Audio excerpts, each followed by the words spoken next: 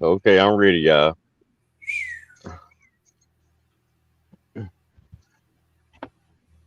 You are about to enter the Red and Rev Sports Show experience. Get ready for some real sports talk from some real sports fans who were real sports athletes who have sports knowledge.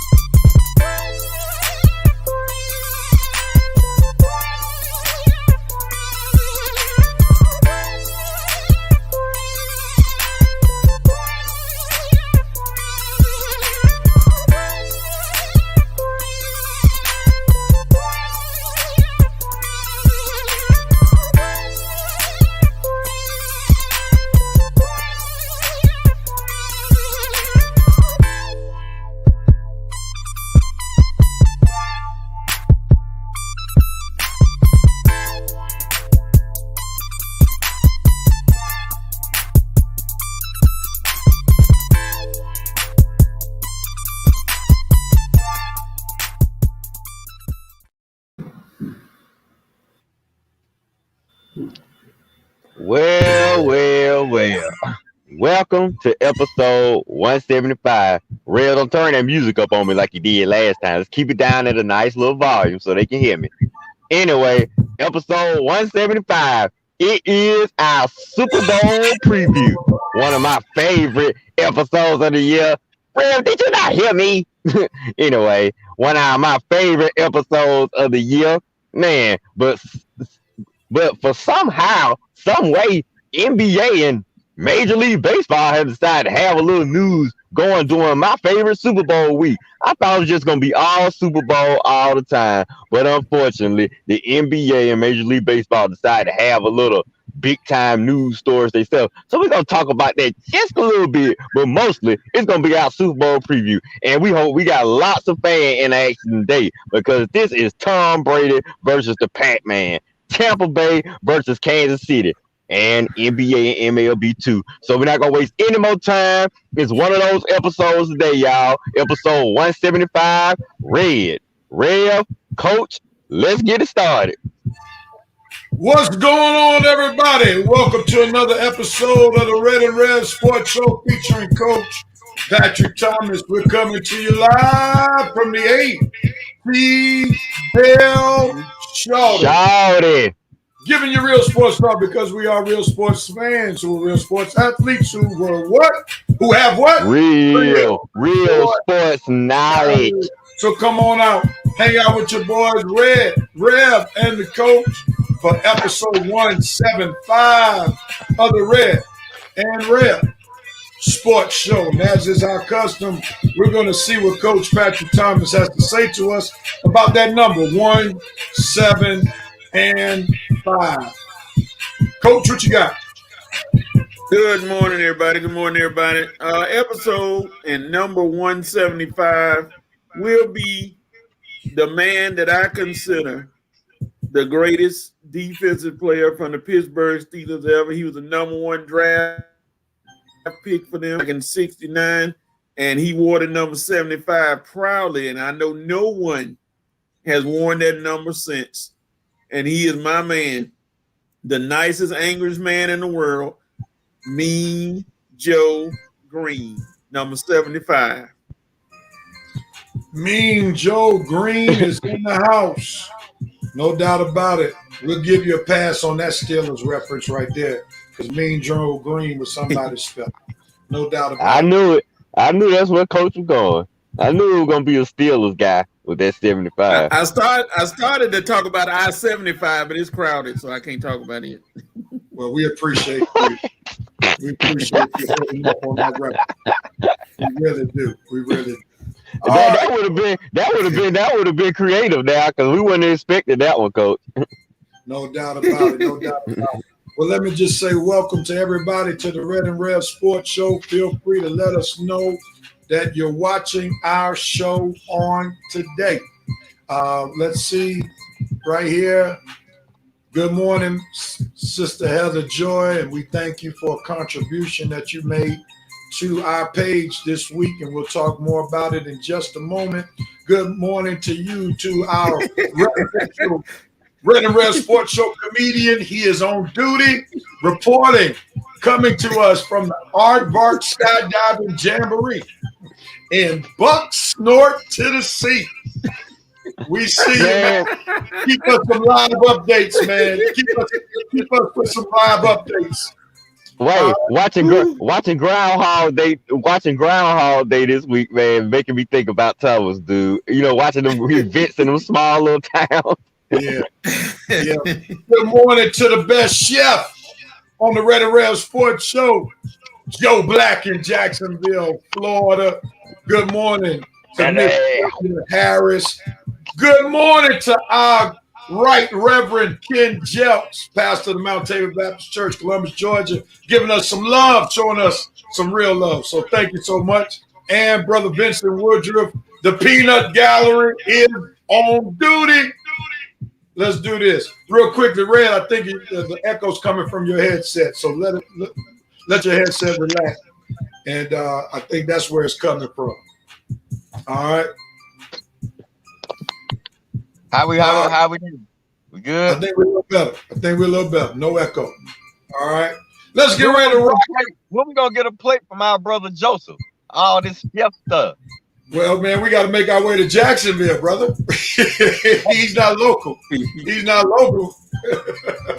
But I'm a witness. I've had his cooking. He's the real deal. But we're definitely try to hook up with Joe at some point. Maybe when things open back up, we might do a live show from Jacksonville, Florida. Who knows? Hey, Red and Rev Coach on the road. Maybe that's where we need to do number 200 from. Who knows? Yeah, let's think about that. Take the show on the road, 200. We can socially distance, but then have Joe cater something for us. All right, let's think You see about what he that. said? Let me know so I can put the See what he days in. said? All right, well, he'll be in May. We'll sample it. And I don't know. Atlanta in May. Okay. Yeah, he'll be in Atlanta in May. But real quickly, we got something coming up during halftime. We're glad to have Miss Heather Joy. She provided one of her wonderful recipes. She represents perfectly curated life. We're going to go to check out our page right now. You can see the actual video and the recipe has been posted. So if you want to get a head start on that, feel free. But we'll show some pictures of her and the food and the recipe that she's provided after halftime. So we want to thank her in a very special way. And again, check out that Super Bowl recipe. I'm a living witness. The lady knows what she's doing in the kitchen. Coach is a living witness as well. Some of those pounds he put on came from some of her cooking as well. So Coach must didn't like what I just said. But nevertheless, he's a living witness. I have no comment. I have no comment. I don't want to show the. All right. And Miss Harris said, "Can I go?" We're gonna pray about it. We don't know if it's gonna be a boys' trip or not, so we'll pray about that. All right. Nevertheless, let's get ready to rock and roll, Red Rev Sports Show style. And guess what? We got it. Especially when we start talking about Super Bowl. If you want to be on the show, you want to get the link to rap with your boys, send a text to 404-721-3505. That's especially when it comes to the Super Bowl talk. If you want to rap, you want to give us your reason on why you believe your team that you're picking is going to win, and you got some good substantive sports takes, send a text 404-721-3505, and we'll be happy to put you on the show for a little time. All right? Let's get ready to rock and roll. What you think? Anybody want to rap? Anybody want to rap? We'll see. All right, gentlemen, as we normally do, we're going to start with dope, nope, and a little bit of cope. And we'll start with you, Coach. What are you doping on this week? I'm doping on the fact that the NCAA women's basketball has settled on a place to have their tournament. They're going to have it in the San Antonio area, and they have already set the sites. So they're going to have their tournament, and they already got the site set up. And it's almost like the bubble. So they got it ready. So the NCAA women's tournament will go on according to plan. So kudos to them for getting that set up already. Oh, yeah. All right, Red, what are you doping on, sir? I'm doping on, man, I got such a good one. I'll go with the historic one.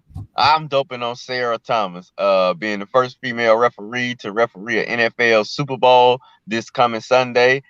Congratulations to Miss Sarah Thomas on your very historical moment. I decided to go history instead of comedy, so congratulations, Sarah Thomas. Dope. Excellent. Absolutely excellent. I am doping on the fact that we finally had some major league signings that finally lets us know how things are going to take place in the Major League Baseball. We'll talk more about that. For Major League Baseball is about the only sport that waits to sign their top free agents rather than other sports that sign the top free agents at the beginning and then everything falls into place. Everything falls into place before the top guys are signed in Major League Baseball. That's strange, but I guess that's because of the salary structure where they have no salary cap. So I'm finally glad that some big names that should have been signed months ago have finally been signed. Oh, yeah. All right, Red, what are you open on, sir? Okay. I guess I can go ahead and use this one for my dope. I'm doping on courtside Karen, using my Lakers to get her 15-minute shine on. Well, not only she using both of my teams to get her 15 minutes of shine on. My Lakers and my Hawks. She a member of Hawks Nation, and she's stunned on one of my Lakers players, even though it's LeBron and no telling what went on between her and her husband, but still. Courtside Karen, use another team to get your 15 minutes of fame, sweetheart. Nope on you for trying to become famous on my two teams. I'm trying to watch basketball, not you and your drama. But hey, All right. What am I noping on to this week? I'm noping on the fact that we will not have another starting quarterback with the Atlanta Falcons. It's all but clear that Stat Ryan will be under center one more year. Makes sense that his salary cap number is just too high to have all that dead cap money. So they brought in Arthur Smith to see if he can. Well, not Arthur Smith. Well, yeah, his name is Arthur Smith. I guess that's the new coach. Little I guess. Artie. What's his name? Little Artie. Little Artie. Okay, we'll go with Little Artie. Stat Ryan. We'll see if he can resurrect Stat Ryan's career, but I'm not banking on any new miracles to happen. He is what we thought he is, overrated, and probably going to our fourth season, not making the playoffs. So, cheers. All right, Coach, what are you noping on? My note moment goes to Kansas City assistant coach Britt Reed, who had the accident that injured some people and some kids. And now they're saying that it could be some intoxication involved. Unfortunately for him, this is not good around the time of the Super Bowl. Not for the Kansas City Chiefs. This is not the headlines you want to make. So, and they said they smelled a moderate odor of alcoholic beverages. So I hope this situation works out, but there's a lot of injuries. He's even in the hospital. So that's not a good thing happening right about now. So my note moment is for Britt Reed. And two You kids. have got to be kidding. Too. Yeah. So let me ask you something. Is he related to Andy Reid? That's his son. That's his son. Lord have mercy. Andy been trying to save that kid for a long time because I think he ran into some trouble back when he was in Philadelphia as a teenager and as a young adult. So I think Andy been trying to save that kid, man. But Lord have mercy. All right. He will. Oh yeah, Rev. He will not. He will not be in Tampa for the game. Yeah, they don't need that kind of distraction as they get ready to go back-to-back champions. But we'll talk more about that later on. What am I coping on? I'm coping on the fact that because the Falcons are bringing Matt Ryan back, we're not going back to the playoffs. So that's my cope moment. That's 4 years in a row. Get ready. So we'll see some major movements next year where Julio and Matt Ryan will probably be gone after the 2021 season. So let me just get the crying out now. That's what I'm coping on. Falcons not going to the playoffs for the fourth year in a row. Book it. Go ahead, Coach. Well, I might take my glasses off for this one. Uh-oh. Well, my cope moment is the fact that the hyped up, usually the big game of the year, North Carolina and Duke, is nothing more than an afterthought this year. I've only seen one commercial, and that was it. They're not really talking about it. They like, okay, North Carolina and Duke play. Okay. Usually that game is a build-up to either the ACC championship or something big time, but this year it is a severe afterthought in the ACC, and it's looking pretty grim. So that's my cope moment for the North Carolina and Duke fans. I hope you all can try to make it big, but not right now. It's not a big game for either one.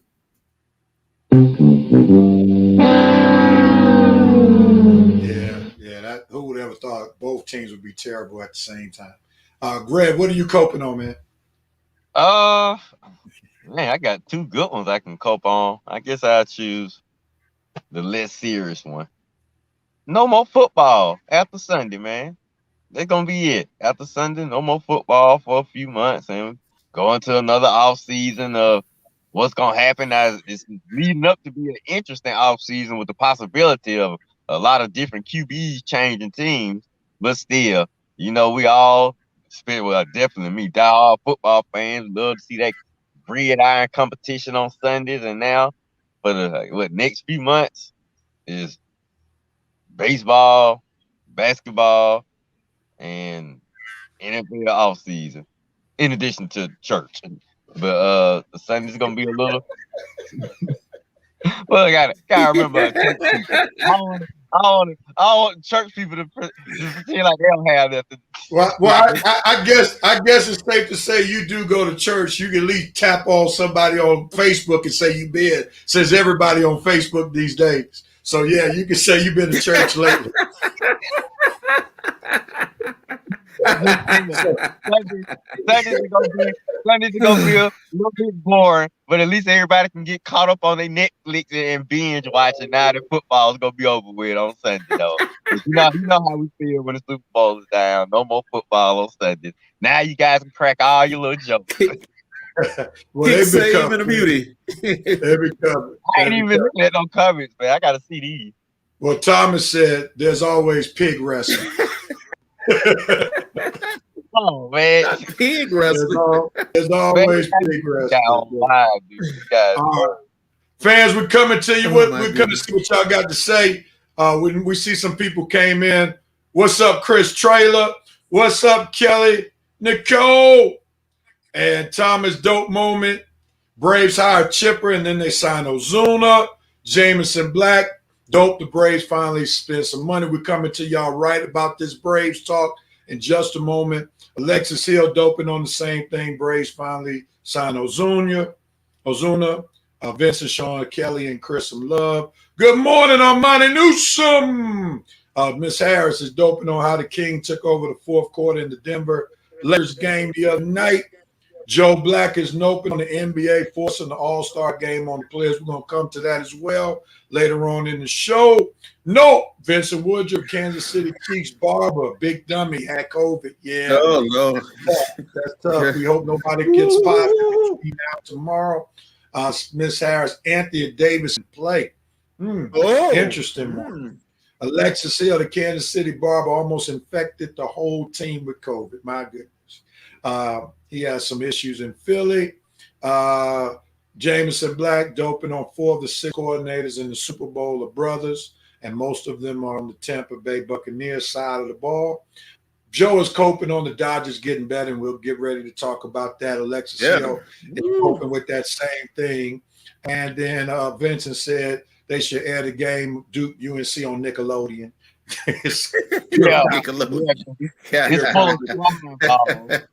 No doubt. Armani, we all knew he was bringing Matt Ryan back to trade or cut. Too expensive to cut. Kelly Nicole, no football. She was like on Red Tip. And Vincent must have said, while you were talking about no football, go save Red. Black also coped 3 of the companies that have great commercials won't have commercials this year. That's a sign of the pandemic, my goodness. And then Dante Armstrong to close us out is Carolina failing to trade for Stafford. Stafford is a nice QB, but Carolina was about to give up way too much. All right, so that ends our dope, nope, and cope moment for this week. And since some of you all been talking about baseball moves, there were 3 big-time moves this week in Major League Baseball to kind of help us look at the trajectory of the 2021 season. You had Nolan Arenado got traded from the Colorado Rockies to the St. Louis Cardinals for 6 players. And then we had Trevor Bauer signing a mammoth 3-year deal for $102 million.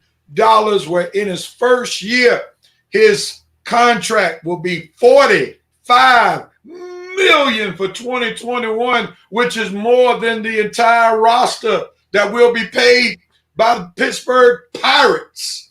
And then we had Marcell Ozuna signing a 4-year, $65 million contract with a 5th-year option that would take his contract to $80 million. And just to put some things in perspective, Trevor Bauer will make more money in 2021 than Freddie Freeman, Marcell Ozuna, and Ronald Acuna Jr. combined. Did you hear what I'm saying? Seriously? The three salaries put together for Acuna, Freddie Freeman, and Ozuna, $39,359,375 in comparison to Trevor Bauer making $45 million by himself. All right, gentlemen, I want you all to take whichever one you want to take, if not all three. What are your thoughts? If there's one that's major than the other, feel free to share it. Who wants at it first? The MLB moves Arenado, Bauer, and Ozuna. Let's just go put it in perspective. Okay, I'm sorry. Go ahead, Red. No, you got put it in perspective. All three of them should have been Braves. If the Braves want to spend some money, you could have got all three of them.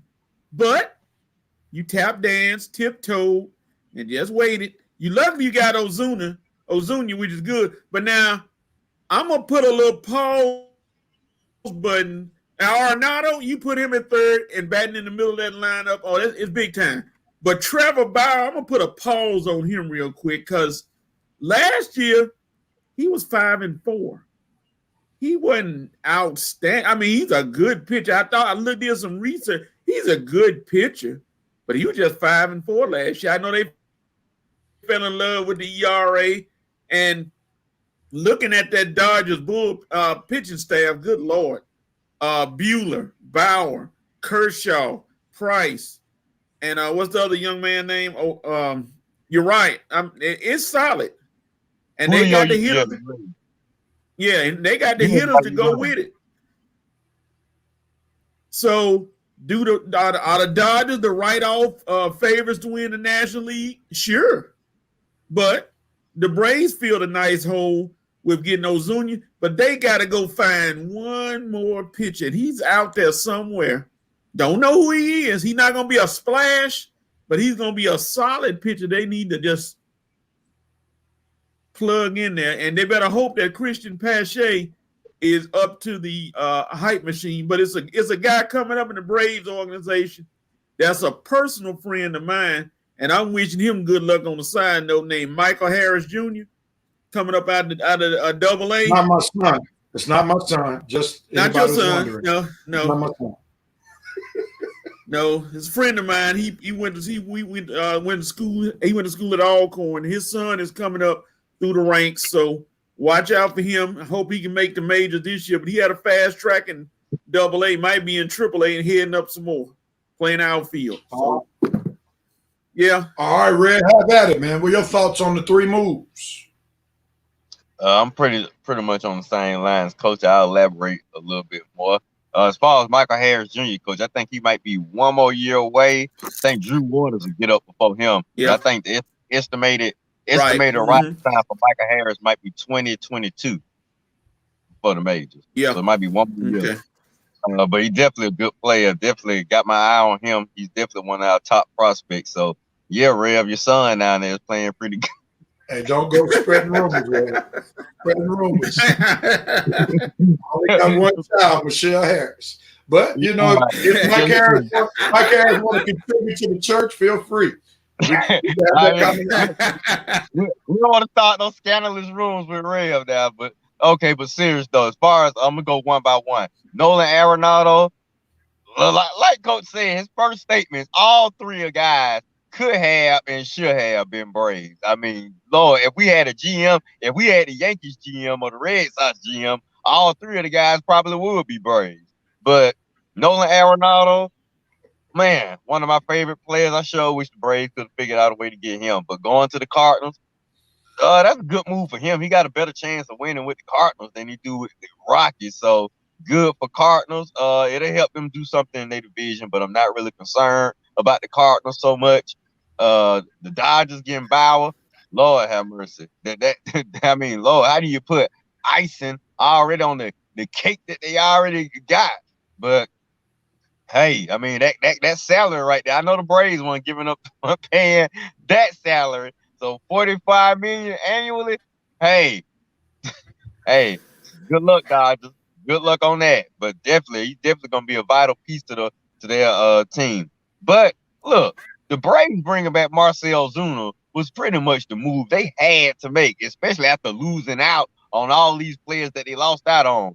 No Nolan, no Chris Bryant, none of the other big names that were out there. So the Braves pretty much had to bring back Marcell Ozuna. To me personally, they were gonna take a step back. Now with re-signing Ozuna, we pretty much right where we left off at. We pretty much got the same team with the addition of Charlie Morton and Drew Smiley and maybe one or two bullpen arms. So the Dodgers added Trevor Bauer, but look, what are Braves adding? We don't forget, Coach, we bringing back Mike Soroka.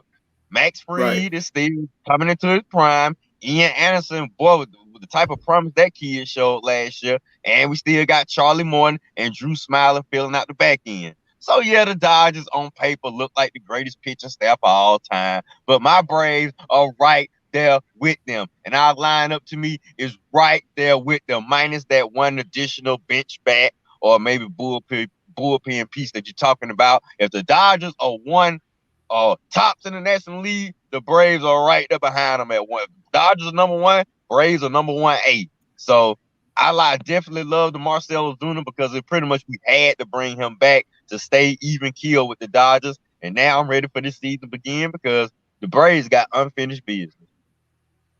All right, I got a question real quickly, and I'm gonna let you all, have at it with the Arenado trade and Bauer. Matter of fact, Coach, I'll let you go in real quickly because Alexis Hill had a question about your assessment of Bauer trying to downplay his season last year. Alexis Hill said Bauer won the Cy Young, Coach, and then shut the Braves down in the playoffs. So what is your response to that before I go on? But read that last statement he read. Read that last part of his statement. They did lose the game, but it wasn't because of Bauer, though. No. Yeah, that was his season in the nutshell last year. He had a great game, but but he didn't have the support. He didn't have the support. Now look at the support he has in Los Angeles. It's a whole another ball game. So, Coach, what's your thoughts about what Alexis had to say? I mean, but I ain't saying Bauer's not a good pitcher. Oh no, I'm not saying that. But I'm just looking. I mean, he was 5-4. His ERA is pretty much what got him to Cy Young. It was like 1.23, something like that. His ERA got him to Cy Young. And I agree with you, with what you saying with his support staff now with the Dodgers. That makes him probably going to make him tougher. But I just want to see how he fits if he can maintain. Because, wait a minute. And I had pulled it up. Let me go back and look at him. The year before that, 2-5.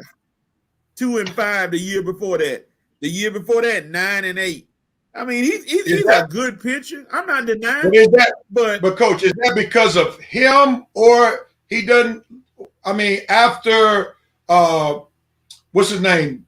The first baseman for the Reds. What's his name? Joey Votto. Yeah, after that, who else do they have that's really making some noise in the lineup? So is his record a reflection of him being just an average pitcher or being on a terrible team? I mean, let me just make one more point.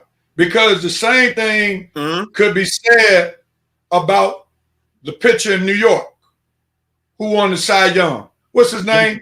Jacob deGrom. His win-loss record is horrible, while at the same time he's one of the best pitchers in the major leagues, and he was a Cy Young winner going 500. So I don't know if that's the best way of measuring if he's pitching from an average standpoint, or is his team just that bad? Go ahead, Coach. I know, Coach. Yeah, Go ahead, Coach. Oh yeah, you could put it on the team. That could be. I would say he had a revival because the year before that he played with the same Cincinnati team and his ERA was almost 7. So this past year was good enough to win him a Cy Young and get him a contract. So, hey, we're going to see which one he brings, that one with the almost 7 ERA or the one that had the 1 point, what's the name, ERA this year. We'll see. That's exactly where I was going, Coach. I'm hoping we're gonna hope we get the Indians. I'm hoping the Dodgers get the bad Trevor Power and he stay bad the whole season. Well, he's gonna have a lot more offense to work with. That's the thing. That's a whole nother But ball. he had the offense in Cleveland now, and he still had a high ERA. So, but I understand what you're saying. If he had that same year he had with the Reds last year, then it's gonna be. Whew. It's gonna be lights out. It's gonna be lights out. But Rev, the Dodgers have a potential problem. But when they signed him, now they got to figure out how they're gonna keep Justin Turner, because Turner was scared to get a big. We better get him, Coach. Braves better get him. We better go after Justin Turner. Now, is he a free agent, or are you talking about by way of trade? No, he's a free agent. I think so. Where does he play? Where does he play? Third base. So you gonna put Riley on the bench? We'll put him out. We'll figure it out. But I know the Braves were interested in him. I guess they trying to add. I think when they signed Ozuna, that was a wrap. That's because it's clear, and I'm gonna go to Anthony Corey's question in just a minute. It's clear by the signing of Ozuna and what he signed for, the Braves were looking for that discount, just like they did with Josh Donaldson 2 years ago, just like they did with Ozuna last year. They are only looking for discounted players. And the question I have though is, long term, is it really a good signing? Reason being, reason being, the MLPA rejected the DH, so that means Ozuna has to be on the field this year. Last year it worked because he was the DH. Now we know he's a defensive liability. So you got this year where he's got to be on the field in order to play. Then you got, after this year, you talked about Mike Harris Jr. You talked about Drew Waters. Where are they going to play if you got Acuna, Pache, and Ozuna?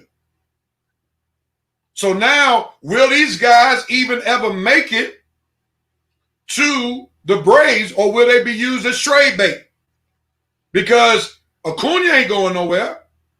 If Pache is who he is, Pache ain't going nowhere. And Ozuna, 4 years guaranteed. So now, was that really worth the signing if you're affecting your future?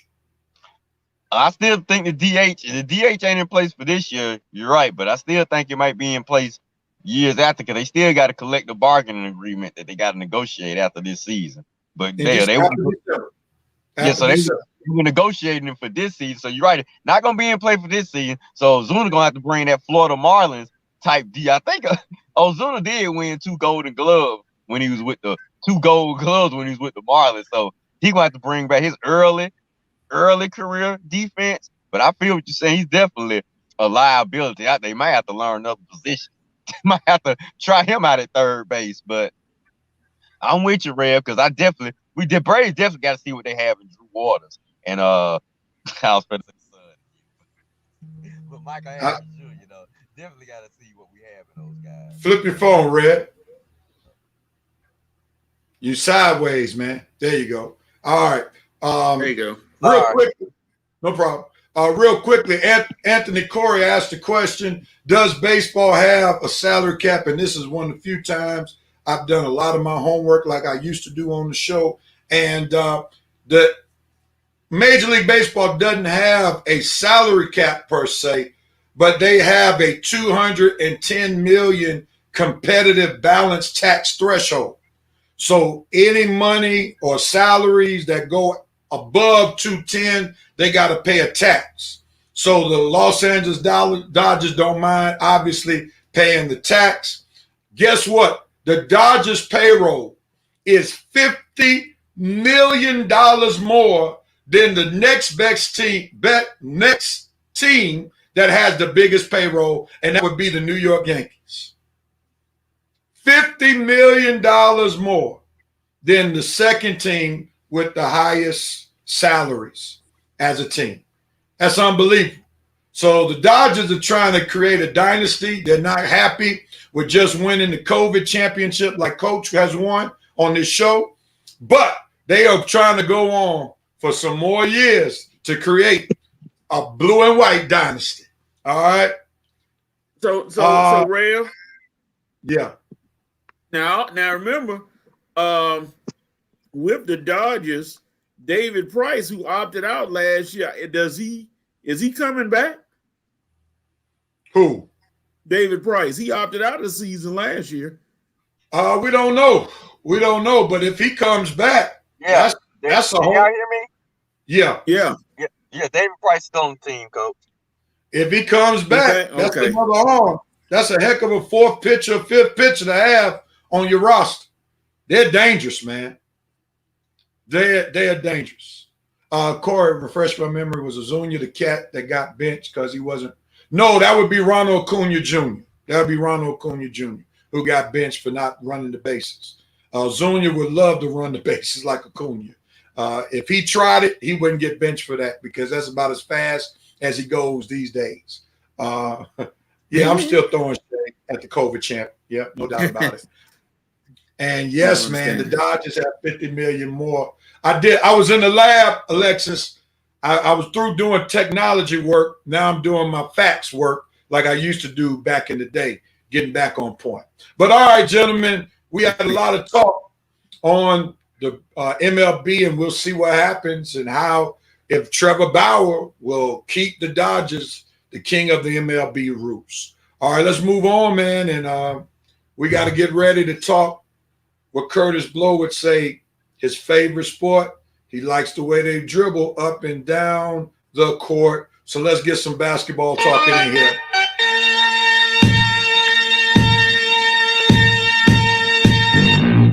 We're talking basketball. We love that basketball here on the Red Rev Sports Show. NBA is definitely having a date with COVID these days. Yesterday, during the Brooklyn Nets game against the Toronto Raptors, Kevin Durant was held out of the starting lineup because they were tracking who he had been around. And then we see that they pull him in the third quarter, and he was frustrated, and ultimately the Nets fell short to the Toronto Raptors. Since Red has left the scene, Coach, it's on you. What are your thoughts, man, about Kevin Durant being pulled from the Brooklyn Nets Raptors game because of NBA safety protocols when it comes to COVID-19? What you got, Coach? Wow. I mean, it had to be done because of, I guess, he was around someone or they had the tracing that had it. But I'm sure Kevin Durant wanted to finish that game, and then it resulted in a loss. I'm sure he's a little ticked off about having me pulled from that game and they losing that game. Even though in the long run they'll still make the playoffs, but I'm sure he's like, well, what in the world is going on? Well, what did you pull me for? And sat down, and now they're saying that he may not be playing for the next few weeks or days or so because of this. So this is going to affect the NBA down the line because it was kind of embarrassing. It's kind of embarrassing to do that in the middle of a game. So you think they should not have played him at the beginning if they had questions? If you had questions, don't play him. Now you let him get out there in a contact sport, semi-contact. You know, he don't make a lot, but still you let him get out there and play, and then to pull him in the middle of the game, that's crazy. Yeah, I would have to agree. Red, chime in. You're back. Go ahead. We talking about Kevin Durant, right? Yeah. Yeah, I agree. NBA got to get a little better. Now it's like back in the bubble, they were one of the best sports at dealing with this issue. Now they looking like they one of the worst sports. I mean, come on now, they need to get things in line, find out who who's even close to being contacted before the game. Once the game starts, that's it. They need to have all these testing stuff done before tip up. So before tip up, everybody that's positive and everybody who's not. Once the game starts, that's it. So they need to do a little. I mean, they coming up with all these safety protocols, and I applaud them for trying, just like I do all the sports. But still, once the game begins, you need to have all your ducks in a row before tip up even begins. Really, before shoot around early in the morning. But we understand that they want to go and get as close to game time as possible. Definitely, an hour before game time, everybody should know: are we playing or are we not playing? I totally agree, and I think this is really bad publicity for the NBA because if by chance Durant comes down with COVID, he's affected. Potentially, he could affect his own teammates and the Raptors, who he played against. So this could definitely have a negative effect on the NBA because they should have never let him play if you were skeptical.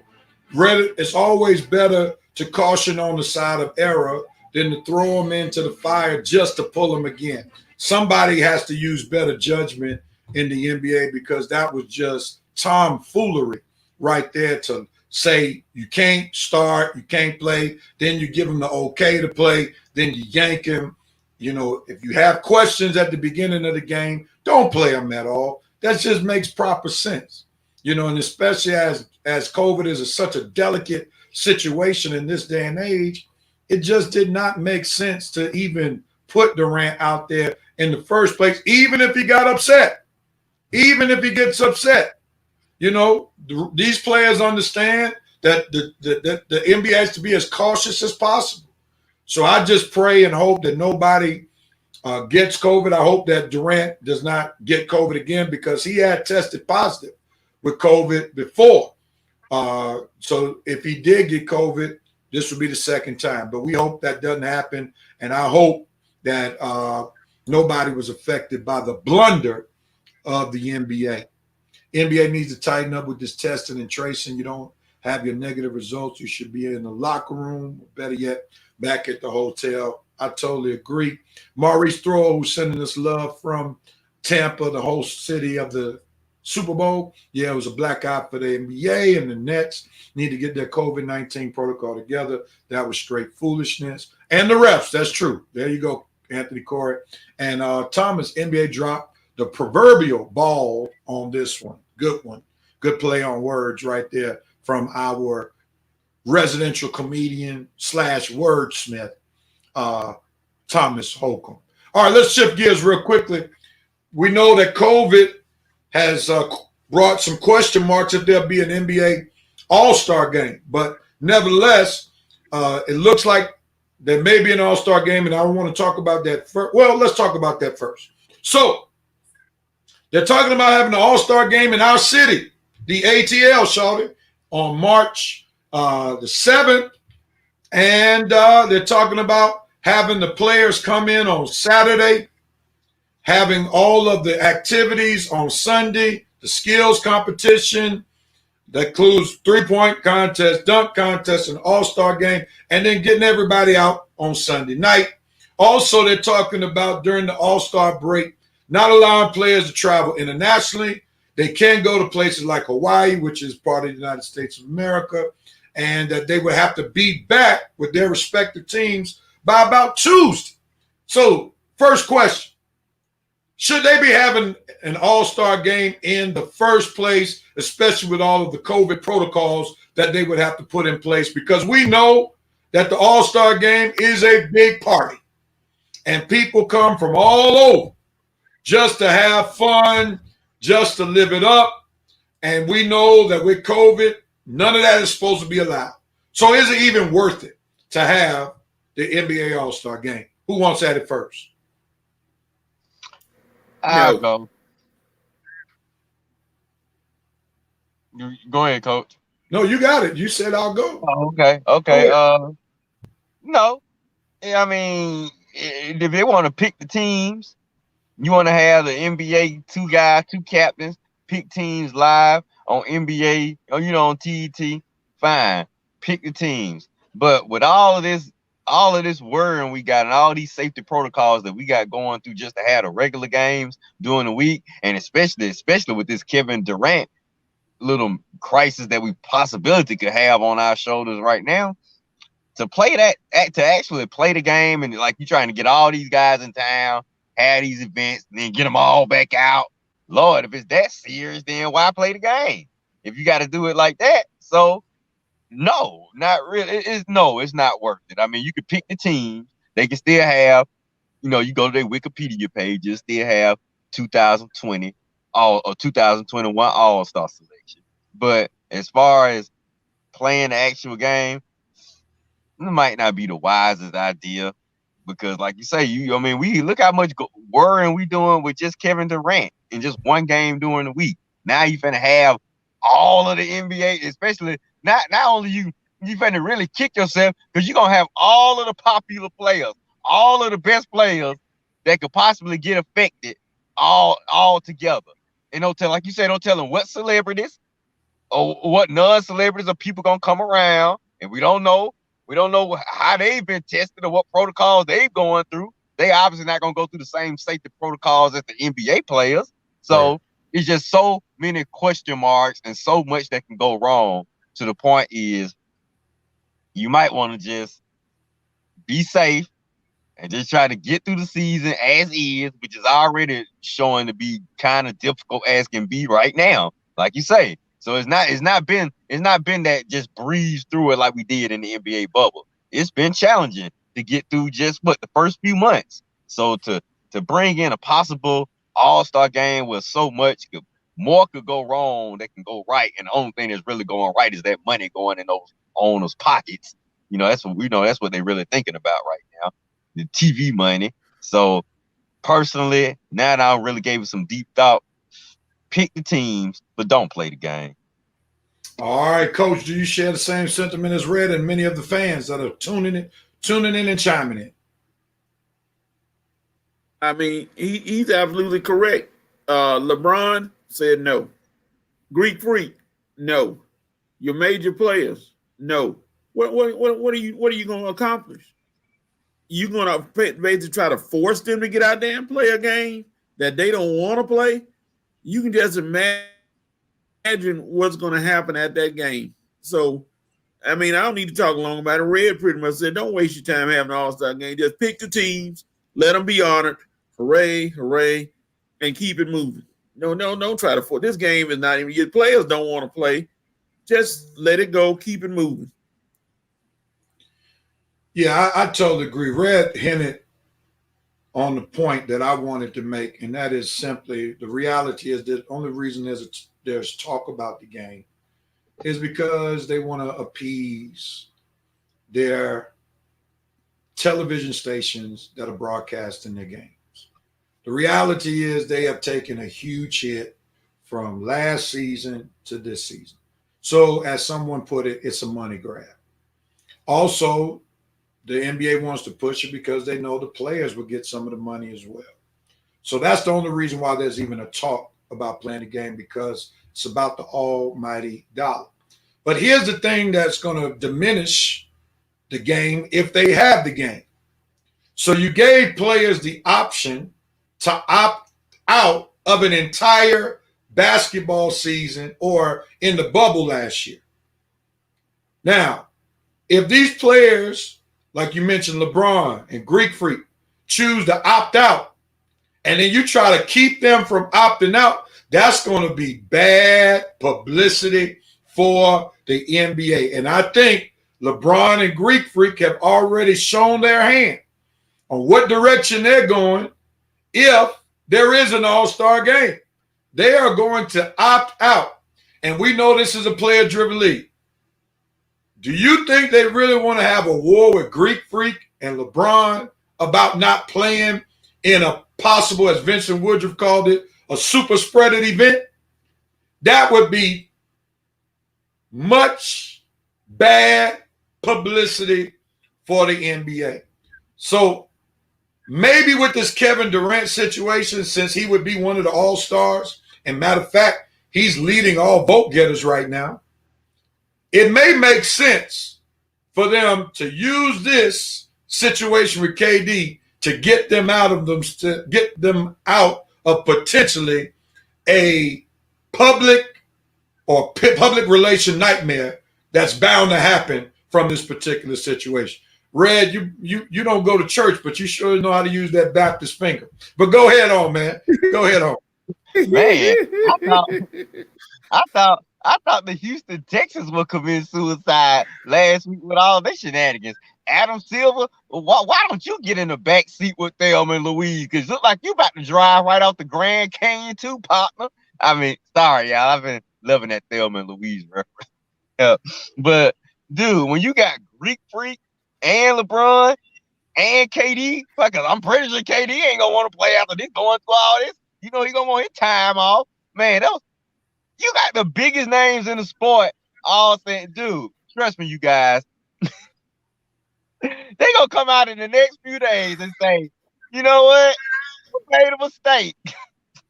You remember back when they was giving all them quick technical fouls to players, and they was like, okay, players, we'll go back to what it was. You can argue a little bit. We don't want y'all getting kicked out the game that quickly. Watch. And they did it with the basketball too. They went back to the regular basketball. They finna do it. They finna come back out and they finna say the NBA and NBA Players Association, we made a mistake. We didn't really think this through. We may have to cancel. I'm surprised. I won't be surprised they cancel this game, y'all, because it's just too much bad publicity going on right now. You got the Kevin Durant situation. You got Greek Freak, one of the biggest names in the East. You got LeBron, one of the biggest names in the sport.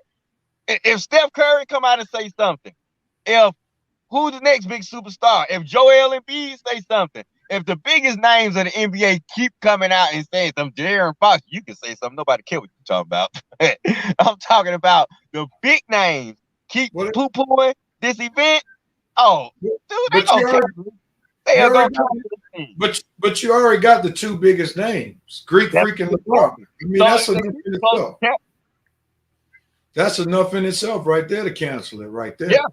They didn't think this thing through. I can't believe this is Adam Silver's first mistake, man, because he usually is in, pretty much good communications with his top players. I don't believe you didn't get together with LeBron and Greek. You at least get together with LeBron. I mean, you and LeBron supposed to be like this, man.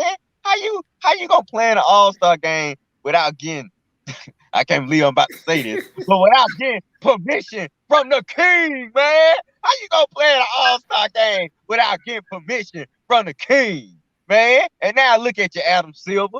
Not good, bad move, dog. You got egg all over your face. Well, I think his hands are tied, man, because you got to you can't just be about the players when the players are the players because of the money that's being brought in. And the television networks are helping that money being brought in. So I'm not going to be too hard on Adam Silver because as a commissioner, you got to look at the bottom line as well. And, let's just be real about it. We had a president who was looking at, or former president, thankfully, who was looking at the bottom line more so than looking at the health conditions of the people.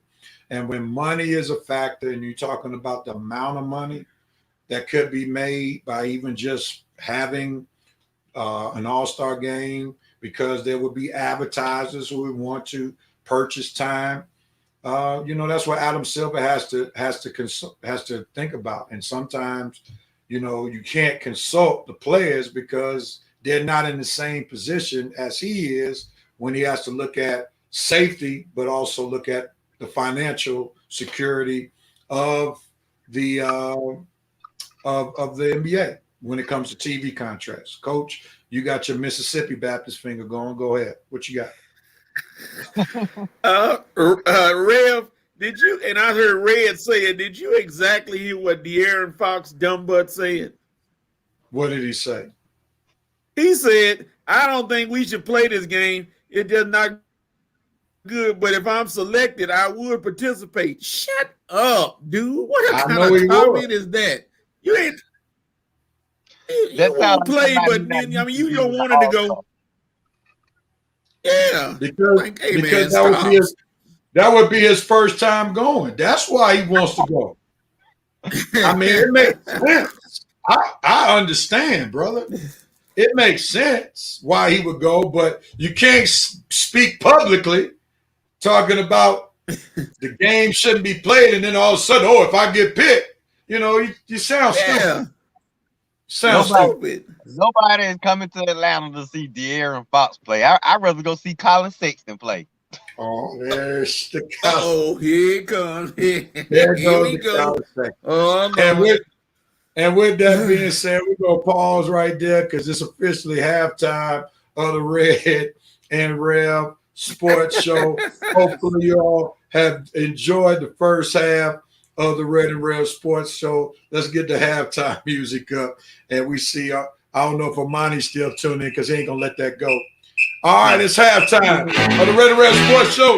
We gave you some good Dope Coke, MLB talk, little basketball COVID talk. The next hour, full of Super Bowl talk, predictions, best moments, worst moments, top QB moments.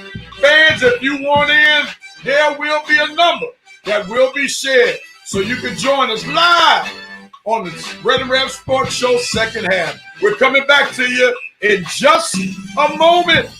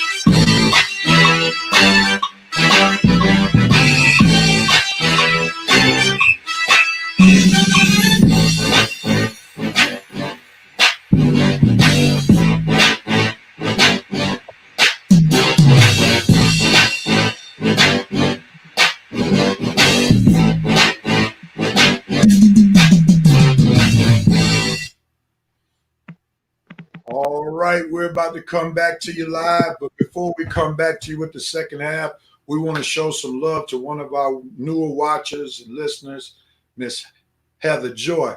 You might have seen this face on television before. You might have seen that face on a Dove commercial shown on either TV One or BET. And if you have, we're glad that she is one of our watchers. And she is a great cook, gives recipe. She's the next big thing when it comes to cooking and dealing with domestic living and all of those various things. For she's going to be the next Black Martha Stewart and even better. And she does a thing with Perfectly Curated Life. And we're glad to have her, for she shared one of her great recipes with the Red and Rev Sports Show that's been posted on our Facebook page for this wonderful chicken recipe. And it looks good. And hopefully Coach and I will have some of that on tomorrow when we watch the Super Bowl, and you can see the finished product. So if you want to get this recipe, or fellas, if you're not a cook, but you know somebody who is, and you got your wife or your special friend, go ahead on.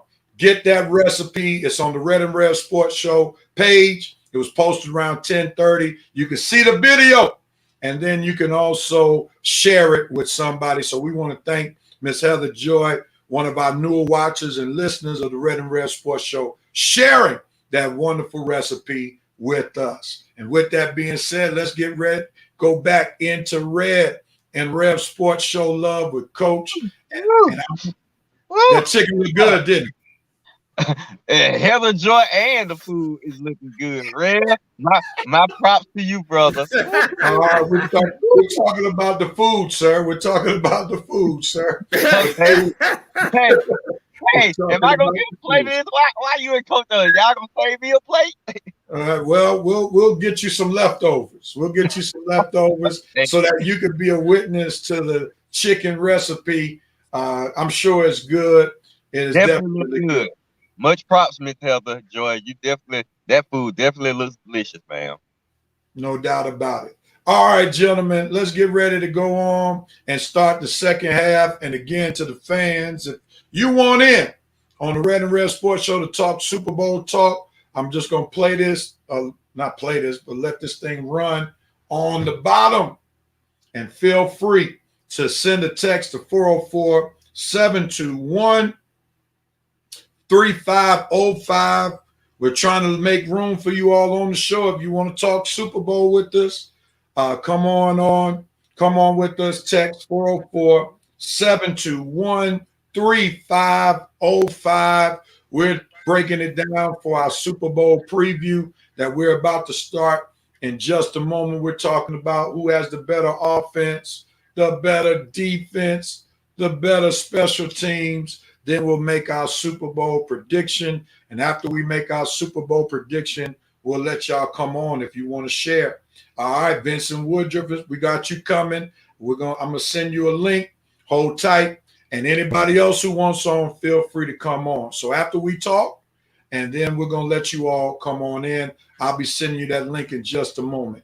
All right, before we get to it, Red, you see that message?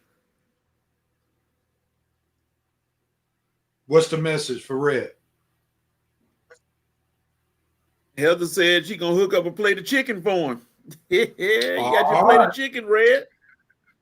Yes. Ooh. All right, there you go, Red. Just for you. Thank you. All right. Thank you. And we see Vincent talking about he's going to try the recipe. So Vincent got some cooking in his sports gene. That's what's up. All right. And Vincent is welcoming her to the peanut gallery. And anybody else got anything to say? The Carroll County Midget Track and Field Championship. Thomas is a fool, man. Thomas is a We're not insulting anybody with that. Thomas Hochul. He got a lot of cable channels. That man ought to be ashamed of himself, man. Oh my goodness. That right there, man. I don't know what to say about that one. But nevertheless, no doubt about it. And you're welcome, and we thank you for sharing the recipe. All right, gentlemen, this is our last installment of making picks and showing records. Coach has already been declared the COVID champ, so there's no need to talk about it. The only suspense is, will Red pay for the full meal, or will we be going half on Coach's meal? All right, because we're going back. Red went 0-2 during the conference championships. He lost both games. And then I made a mistake right here. I was so enthralled with Red's mess up. Oh, there I am. Okay. And then I went 1-1, which gave me a 1-game lead over Red winning the Chiefs game. So that means I will not be paying for the full meal, and I'll be the only person on the show who's never paid for the full meal once again. So if I got to get one type of accolade, since I didn't win any championships this year, I'll take it. And then, Coach, we know we'll be being fed. It's just a matter of who's paying for it all, or if it'll be split. So with that being said, we're going to start our Super Bowl preview at this time. And again, if you want in after we make our prediction, feel free to send a text. I'm sending out links in just a moment. You can join our show. Tell us what you're feeling, who you got going to win the Super Bowl. All right. And matter of fact, let's get ready to get started. So we're going to break down each side of the ball. We're going to start with defense because Coach knows from a coaching perspective, they say defense wins championships. So let's go and start with defense. When you're talking about defense, who has the better defense in the Super Bowl matchup? Chiefs or Bucks? Who wants at it first? Go with it. Of course, it's the Tampa Bay Buccaneers with the best defense. Chiefs defense is respectable. It's getting better, but it's still the Chiefs are built. Their strength is offense. Let's not beat around the bush. Tampa Bay, they're pretty much a more even keeled team because before Tom Brady got there, they could try to beat. I mean, their defense was top ranked last season. I'm not sure the ranking this season, but we still got those monsters out there. You got Jason Pierre-Paul, JPP. You got Shaq Barnett. You still got Vernon. I can't believe you still got Vernon. Vernon Golston was one of the best defensive players on their line a few years ago. Now they don't even talk about him no more. But you still got Vernon Golston out there. You still got those safeties, Antoine Winfield Jr. back then, and the other guy. Can't think of the linebacker's name right now, but Tampa Bay to me still has the better and more respectable defense than the Chiefs. The Chiefs, you're not shabby. You still got Honey Badger. You still got Chris Houston. You still got what's the other guy? Marcus. No. They sent him to the Ravens. Oh, okay. So no, you still got Bram Breeland, Rasham Breeland. I forgot his man's name.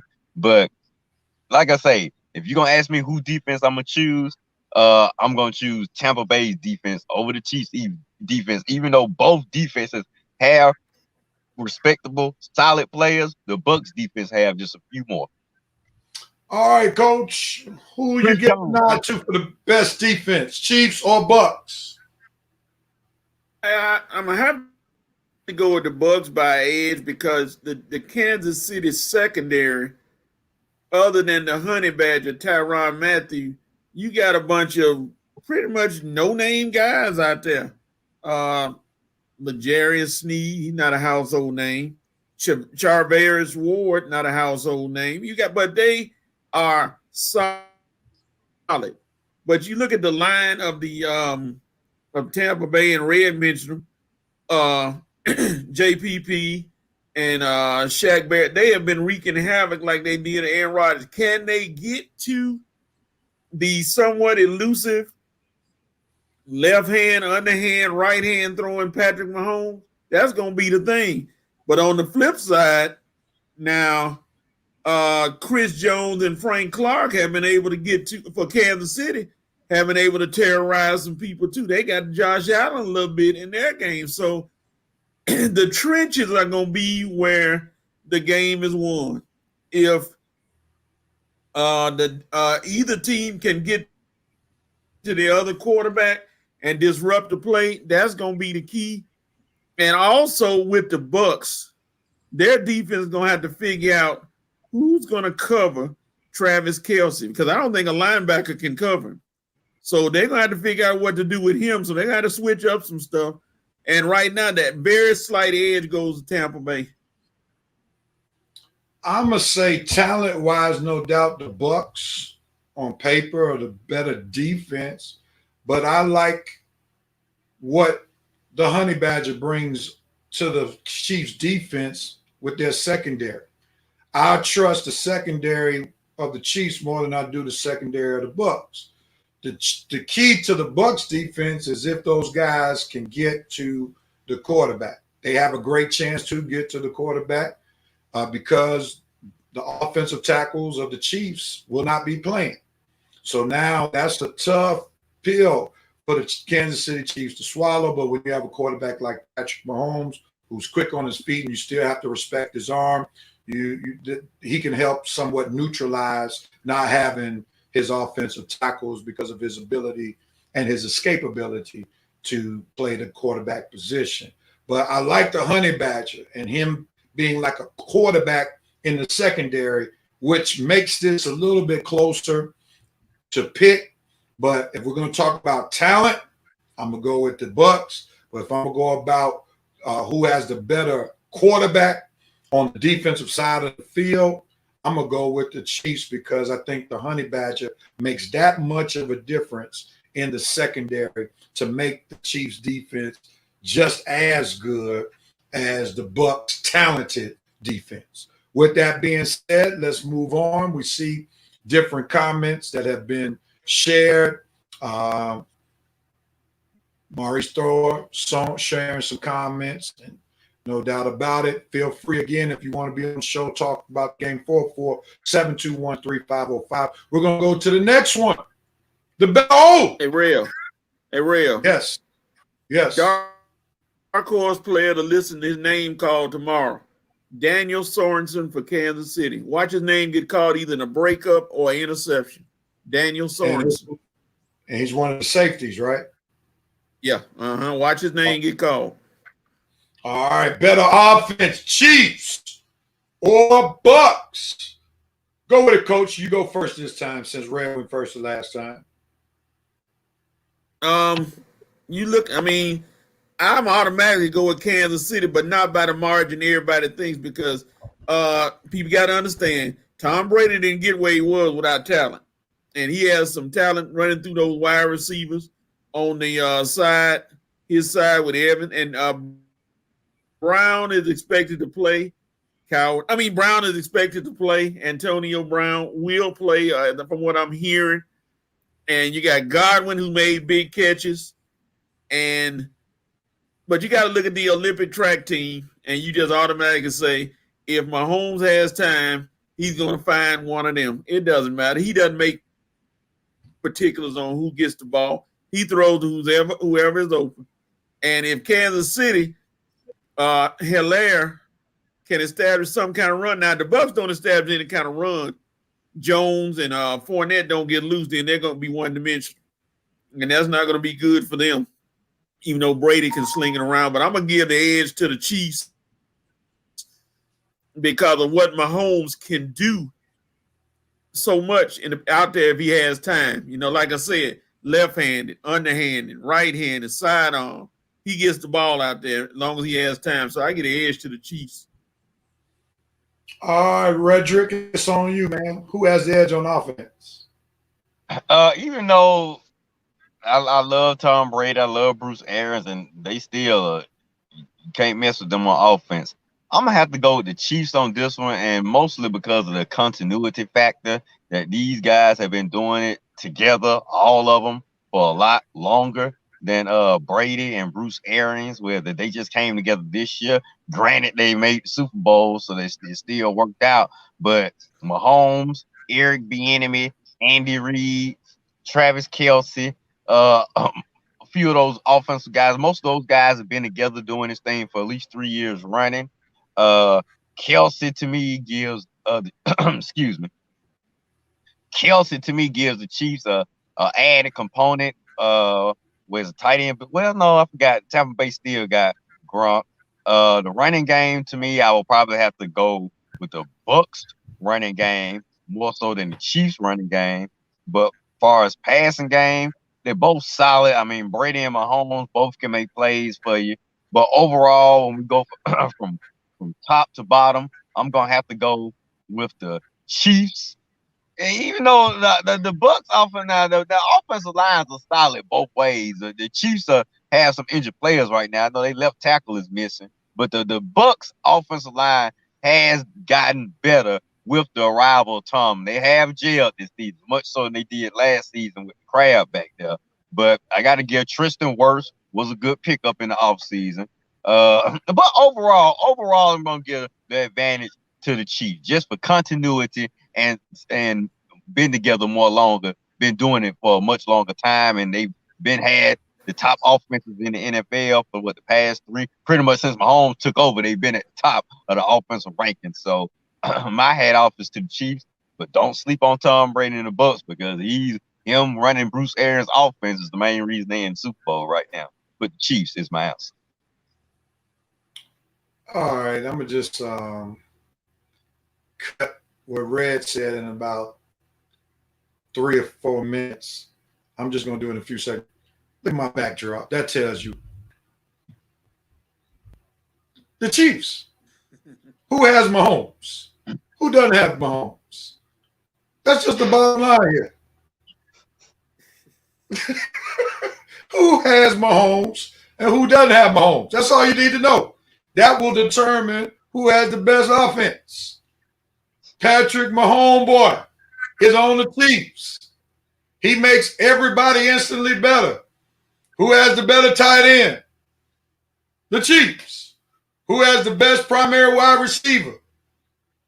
The Chiefs. Who has the better running game? The Chiefs. Now, that may be compromised because they don't have 2 offensive tackles, but the Chiefs. Who has the better wide receiving core altogether? The Chiefs. They're the track stars. So, Chiefs in a landslide on the offensive side of the ball. It's not even close. All right, let me see what some of the fans had to say. Vincent, Chiefs hand down. He's doing all of this without Watkins. Thomas Holcomb, I'm taking the Bucs in the upset. Won't be a wide margin. Think the whole experience will beat the young and fast. All right, we're going to get the prediction time in just a moment. Maurice Thor said, keep an eye on Leonard Fournette. He'll be a factor for the Bucs. Otherwise, I'm all in with the Chiefs as I'm with the symmetry of Andy Reid, Bieniemy, and Mahomes. Vincent Woodard said the O-line's pretty good. They have their hands full with Jones and Clark. And the Chiefs will be with Jim, with Nadia, and American. All right. That's funny. Yeah. All right, last thing. Who has the better special teams? You want that, Red? Yeah, I'll go at it. Okay, well, I'll put it like this. The Chiefs.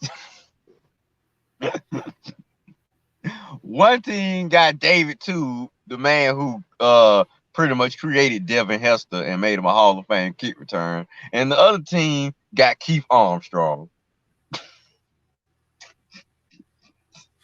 The team that got Keith Armstrong is not the team that I'm picking as far as special teams. We all remember Keith Armstrong, former Falcons special team coach, tried to make his name on Hard Knocks, tried to become a celebrity on Hard Knocks with all his cursing and stuff, and still the Falcons had one of the worst special teams that season. So thanks, Keith Armstrong, for making us look bad again. But you landed in Tampa Bay and you got to the Super Bowl, so I guess that's something. But no, I'm going with Kansas City. David Tube, the man who made Devin Hester everything he was, the man who used to run Chicago special team, now with Andy Reid in Kansas City. David Tube, Kansas City special team coordinator, over Keith Armstrong. Enough said. All right, before you go, Coach, I'm going to just chime in right quick. What Red said is what I say. Chiefs got the better special teams. Go ahead, Coach. I'm done. Get a little elaboration. You elaborated for me. You did it for me. So that's why I said what Red said. That's right. You're right. You're right. Yeah, you can't get better than David Tube. So. Right. You got it. Go ahead, Coach. Looking at the kicker aspects, Ryan Suckup hadn't missed a field goal this postseason for Tampa Bay. Harrison Butker, he missed 2 against Cleveland, but he's still very accurate, over 90% accurate. But when it comes down to it, it comes down to H&H Enterprises, Hill and Hardeman, running back kickoffs or punts, and that's going to be the ball game and one of them get loose. Simple as that. All right. Coach, all right. H, I thought we were going Better Call Saul for a minute. H. Now, Vincent Woodard, come on, use that link. I sent that link to you. I'm going to have to come on before we make our predictions because you may be able to influence some of us. All right, there goes Vince Dub. We're going to bring him on to the show. What's going on, Vince Dub? What's going on, people? What's going on? What's up, Vince? I'm going to have to come on before. All right, let me mute something real quick. Because you may be able to influence some of us. Uh-oh. All right, there goes Vince Dub. We're going to bring him on to the show. We got a lot of feedback going back. What's Do you have guys? your volume up, Vince? Yeah, turn your volume down, man, so you can't hear yourself. Turn it down. All right, good. That was what our echo was. Welcome, Vince. You've been a key contributor to the Red Rev Sports Show. You invented the Red Rev Sports Show Peanut Gallery. We want to say thank you for that invention. We truly appreciate that addition. So you coming on to talk to us about your prediction on when it comes to the game on tomorrow. So what's happening, man? Hey, give us a little wisdom. Hey, thanks for having me, man. Appreciate it, Red. Red was the one that turned me on to you guys. Good deal, Red. Good. I love tuning in. Anytime I have a free moment on Saturday, to tune in. Hey, man, I love tuning in with you guys, chopping it up, having fun with the Peanut Gallery. Hey, we need to come up with a name for the Peanut Gallery. All right. Well, that's your task. Hey, Yeah. we need to. That's Hey, your task. we can be called the Revenites. We can be called the Edible Bunch. I don't know if Miss Harris would love that or not. We could be The called Golden the Crew. Coaching The Staff. Golden We'll let the Crew. fans vote on that. Yeah, but go ahead, man. Tell us your prediction with the Super Bowl. All right, Who you got? predictions for tomorrow, man. The Bucks, they gonna have their hands full, man. They got to protect Tom Brady.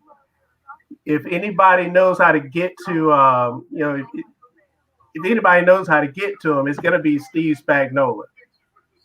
He's gonna have to send that heat right up the middle, but Brady, he's got a strong wall in front of him. So Jones and Clark's got to be on their game, and you can't blitz him because if you blitz him, Tom Brady, he's gonna burn you deep. You got Godwin, you got Evans, who's a beast, who people just forget about. You got Gronk, and you got AB that will blow the top off of anybody's defense. So you always got that kind of speed. the Honey Badger is gonna be on. He's gonna have to play his best game. Because if you let AB get deep, that's trouble. But you got to get to Brady. If you can't get to Brady, long game. Hold on, Vince. Hold on, Vince. I remember Maurice Strauss said something about Fournette earlier. Hold on, Vince. Hold on. Right. Hold on. Now, we're talking about the AB in Tampa, not the AB that played for the Pittsburgh Steelers. Nah, He got that kind of speed? he can still get loose, though. I mean, okay, I hadn't seen that lightning speed like he had. Yeah, I know, with but he's Pittsburgh. always a threat. Hey, He's hey, always Rev, a threat. you might be saving it for Sunday, Rev. AB gonna be fired up. Don't think he won't. Let me talk to the former AB apologist, Coach Patrick Thomas. Are you listening to what Vincent said, and are you in agreement? Is AB that guy who can still blow the top off of a defense? Well, I mean, if you look at the practice that he had when he was running from the moving company and all that stuff, and during his little trials in the neighborhood, yeah, he got the speed. He can still run. No, I'm not. I'm just messing with him. Brown I don't think he is as fast as he was, but I still think he knows how to run routes to get open.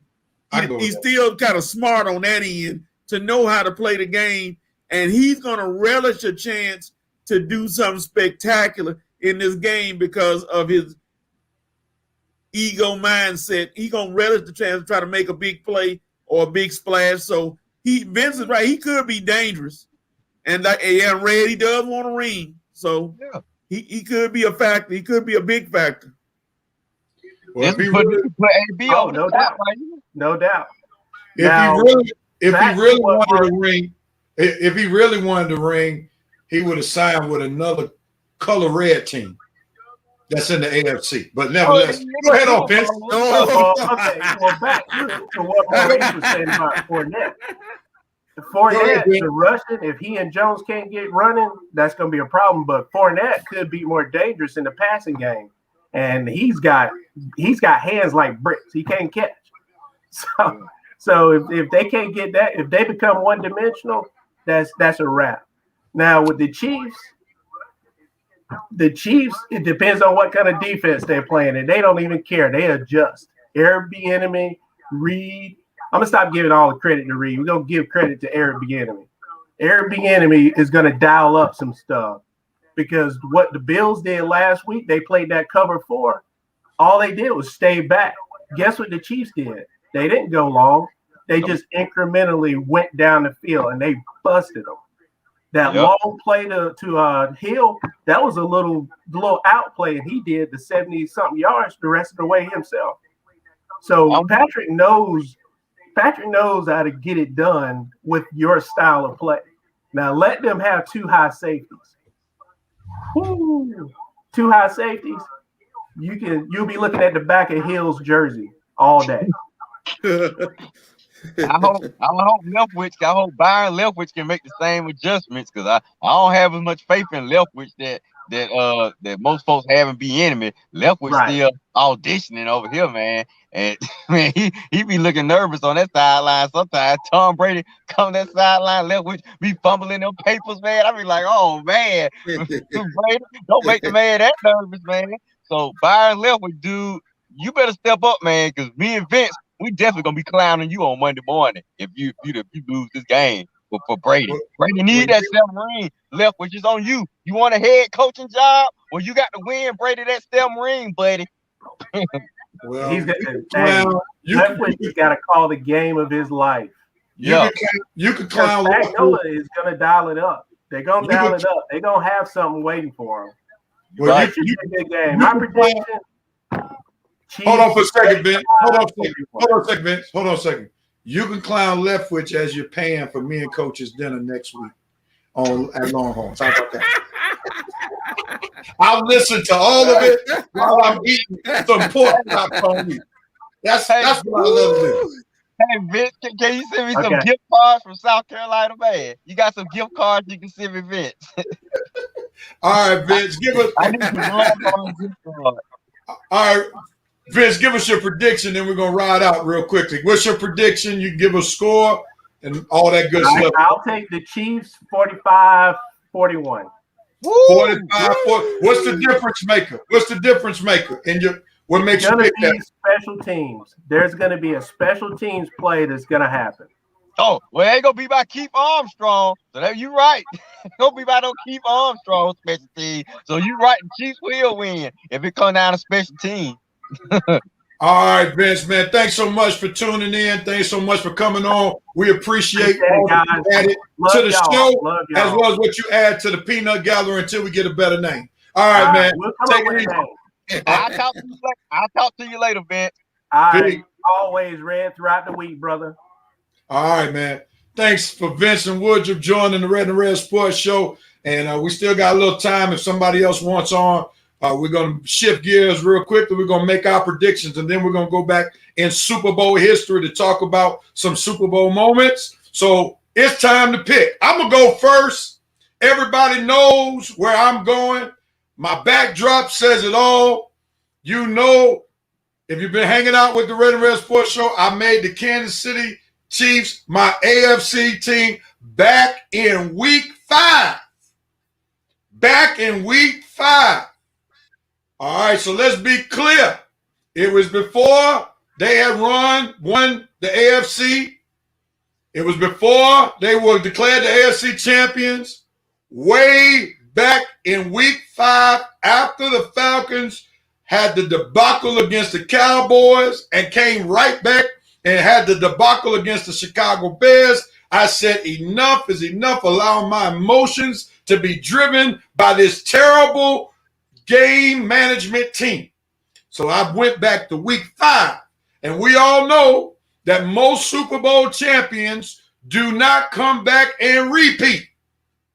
So you can't necessarily say I jumped on the bandwagon because the bandwagon was still parked because the Chiefs had not yet been in first place. And at that time, the Pittsburgh Steelers were the team everybody was talking about in the AFC. So I just want to be clear. But I'm going with the Chiefs. Patrick Mahomes will do what he did to Tom Brady and the Buccaneers earlier on during the regular season. Just score touchdowns and get to be a defending champion. And we know if the game comes to one team or the other going down, we know the team that will come back. We know the team we're coming back from multiple double-digit points is no thing for them. So Tom Brady can get out fast, but the Chiefs have that type of squad that can come right back. Now, if the Chiefs get out fast, good night, Irene. And the fat lady will be singing quite early if the Chiefs get out fast, because the Bucs do not have that comeback gene like the Kansas City Chiefs. So Mahomes be 2-time champion after tomorrow. That's all I got to say. Chiefs. Go ahead, Coach. Who you got? And we want to hear Red. We'll give Red all the time in the world. I mean, like I said, whoever starts fast wins fast. And if that's the Chiefs, but like you said, that's a factor that a lot of people don't talk about a lot. The fact that the Chiefs, now Brady is known as a comeback player, but the Chiefs, Mahomes does look like effortless. And again, I'm telling you, watch Daniel Sorensen. If he gets involved and breaks up a play, and he's going to get at least one interception. And I think it might be crucial time. And I'm going to go Chiefs 35-31. All right, and I forgot. I'm going, my fault, I should have put a score. I'm going to go 31-20. 31-20. The Chiefs, 31-20. And Maurice Thrower, just to let you know, I do my fandom digitally. I don't need to spend money no more. I can do it digitally. That's why I got a green screen. So I can do my fandom digitally. That's why I got my backdrop to show you my fandom. I bet he have some Chiefs gear in the closet, a hat or something. I'm going to buy one before the day's over, Kelly. All right. And the Peanut Gallery, we need to vote on. All right. So venture the word, working already on the new name. Red, tell us why you're going for the Bucks. Robert Orr, be expecting a phone call from Tom Brady soon, because y'all two gonna be the only two in the submarine category coming Monday, buddy. Why am I going for the Bucks? Because they got Tom Brady. They got the greatest of all time, Tom Terrific Brady. I'm not even a huge Tom Brady fan, but we have witnessed this man long enough to know when it comes to Super Bowls, with the exception of when he playing Eli Manning and Nick Foles, this man is unbeatable, okay? The better quarterback he plays, the better chance he probably gonna have. Like I just said, the three guys he lost to were guys that Nick Foles, scrub QB. Eli Manning, borderline Hall of Fame, only getting there because of his name. And because of those two games, he beat Tom Brady. So, like I say, when Tom Brady plays these type of quarterbacks, he brings his A game. Let me remind you, Rev, the last time Tom Brady played Pat Mahomes in the playoffs, he lost to him in the regular season. And what did he do when he played him again in the playoffs? He was victorious. Time out. He was victorious because of a bootleg call where they gave him a face mask call where there was no face mask. So let's remember, let's put things in context, because Tom Brady got a call, because if they had not made that call, the Patriots would have lost the game.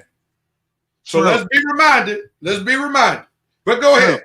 We just don't know. With new NFL referee Sarah Thomas on the field, we don't know what type of call she may call. Who knows? She might have a crush on Tom Brady. She might say, man, I'm going to make this controversial call for my boy, Tom Brady, because I want him to get that 7th ring. So you better be careful with the refs, Rev, because we got a lady ref on the field, and we don't know how she like Tom. She might have a crush on Tom Brady. That being said, it's going to be a good game.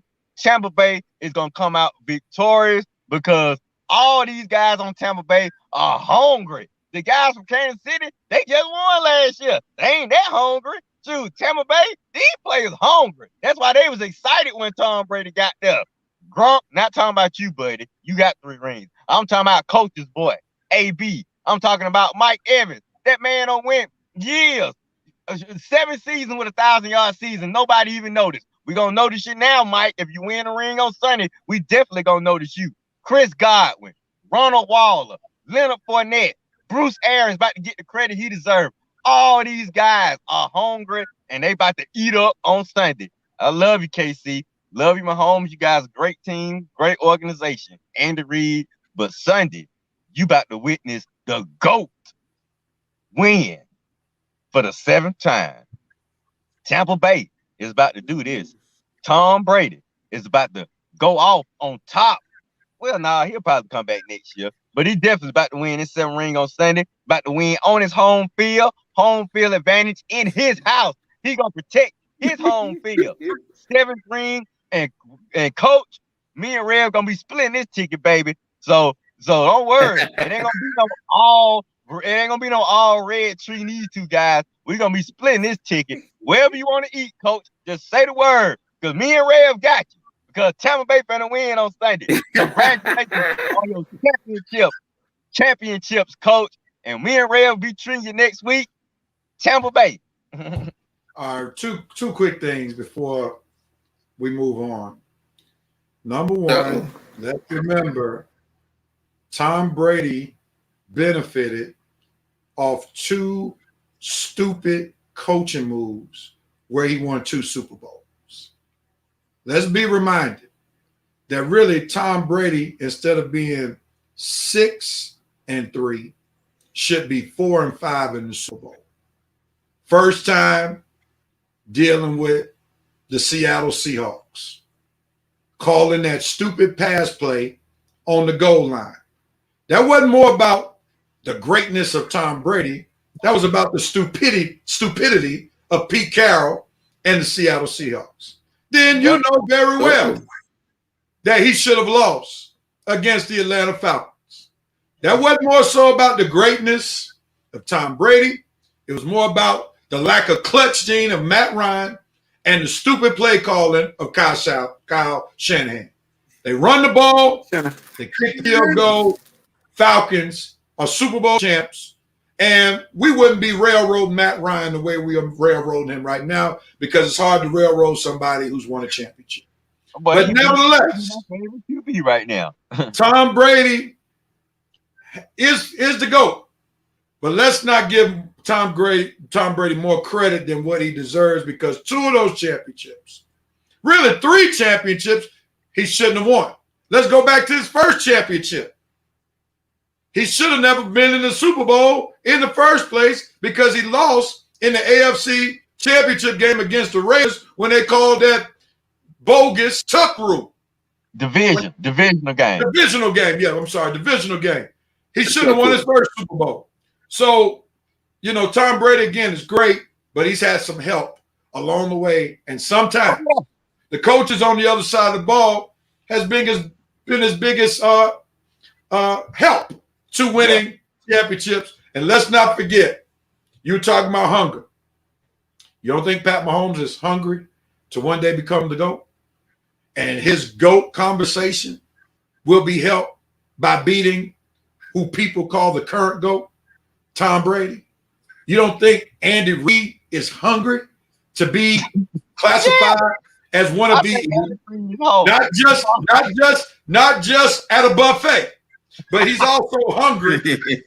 He's also hungry to be amongst one of the best NFL coaches of all time. He wins that second championship.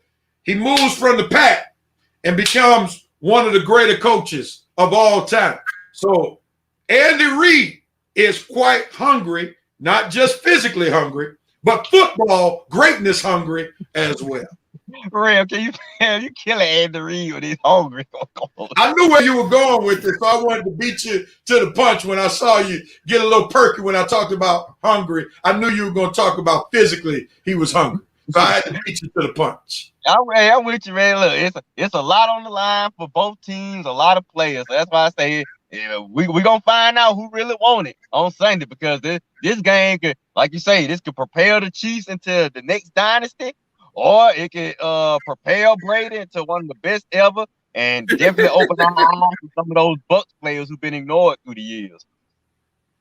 And I think there's no better way to start a new dynasty by taking the crown away from the one who had the dynasty. Yeah, you're right. Beat the man, you got to beat the man. I think Mahomes is preparing for a new dynasty. There's a new sheriff in town, and no way to authenticate it than to beat Tom Brady. Hey, I won't be able to say nothing. I won't be able to say nothing if you beat Tom Brady. You got to get him. All right, gentlemen, let's shift gears, and we're going to go quickly through some of the comments. Andy Reid is always hungry. I knew Thomas would jump on that. Let's see, a couple more comments. What's up, Jonathan? And then Maurice Thrower closes out. Don't be surprised if you see a couple of flags thrown Brady's way. The rest will try to make Brady the hero. Thrower's already throwing in the football conspiracy. There he is. Sarah gonna make Brady the hero because I thought she got a crush on Tom Brady. You better hope she don't have a crush on Tom Brady. All right, man. Here it is. Okay, we made our Super Bowl predictions. Let's go and talk some history. What does a Super Bowl win or loss mean for Tom Brady or Patrick Mahomes or the Kansas City Chiefs? I think we may have covered it already. Yeah. Well, let's say more so for the team, because I think we did it more so for the quarterbacks. So is it unanimous if the Chiefs win, you're dealing more with a dynasty that's in the making? Oh, it definitely. If Chiefs win, they probably got the they'll be the first team since the Cowboys, I think, to have a chance at 3 in a row. I think, and I'll probably be wishing for that next season if they get 2 in a row, because I love winners. I love greatness, and to be that and to see a team win 3 Super Bowls in a row, that'd be a historical moment right there. So I probably would be interested in seeing if they can pull that off. What it would mean for the Bucs players, like I say, it'll just open folks' eyes to a lot of Bucs players who probably had the numbers but were probably being ignored throughout the years because they weren't winning. Like the Mike Evans of the world, the Shaq Barretts, JPP got a little love, Vernon Ghost. I'm saying a lot of those players will probably become household names with a Super Bowl championship attached to their name. So, but it'll probably be better for the Chiefs as far as dynasty goes. I don't think nobody be saying Tampa Bay is a dynasty. They'll just say they won because Tom Brady got there. But to Kansas City, they'll definitely be on their road to being the next NFL dynasty with a win on Sunday. Possibly have a chance to get 3 straight. Coach, I want to get your opinion on this. If I say this, a win by the Kansas City Chiefs, we'll talk more about a Chiefs dynasty, whereas a win by the Tampa Bay Buccaneers will more so talk about the greatness of Tom Brady. Would you agree with that assessment? It would be more about the individual than it would be about the. Sure. Nobody's thinking Tampa Bay is going to be a dynasty. Nobody's thinking that if they win or lose, it's going to be about Tom Brady, his legacy. 7 and 3 in Super Bowls. That'll add to his reputation. Tampa Bay is not going to be a dynasty. What's the name? Brady will retire soon. They're not going to be a dynasty. The Chiefs on the other hand. What? I'm not even talking. We know that the Bucs are far away from a dynasty. So I'm just talking about who would get more credit. Would it be more of a team accomplishment or a Brady accomplishment? Oh, Brady. Easily. Brady accomplishment. Leading them. They're already making it his to lose because he led the Bucs. It's not about the Bucs. It's about he led the Bucs. Tom Brady was on there. If he didn't come, they wouldn't be there. So it's all about an individual with them. And of course, the Chiefs, they're a team. They got a team effort, even though they got Mahomes, but Mahomes doesn't get all the credit because you got, like I said, you got the Olympic track team and the shot putter out there taking some of the credit. So it's more of a team thing with them. All right, let's shift gears quickly. And we're not going to do You Have the Right this week, but fans, join us. We're going to go back in history and in time to give some Super Bowl moments, favorite, least favorite Super Bowl moment, and top Super Bowl matchup. Let's start with our favorite Super Bowl moment. Favorite Super Bowl moment. We're just doing one. Just do one. Favorite Super Bowl moment. What you got? Who first? Oh. Me? Feel free. Yeah. Jump in. Whoever wants. I'll go. Go ahead. My favorite Super Bowl moment, I guess still to this day, was Kurt Warner winning the Super Bowl in 1999. To see that story, I mean, I heard all year long that the guy was stocking shelves at the grocery store, and he ended up starting for the Rams when Trent Green went down for the season. And man, just to see the magical ride he took that team on all the way throughout the whole season, and they ended it with a Super Bowl title. Not happy for Dick Vermeil after the trash you talking this week, but I'm definitely was happy for Kurt Warner in the story because he ended up being one of my favorite quarterbacks to watch.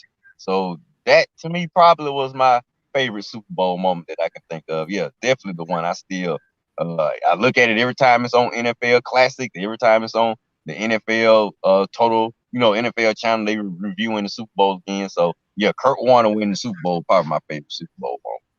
Coach.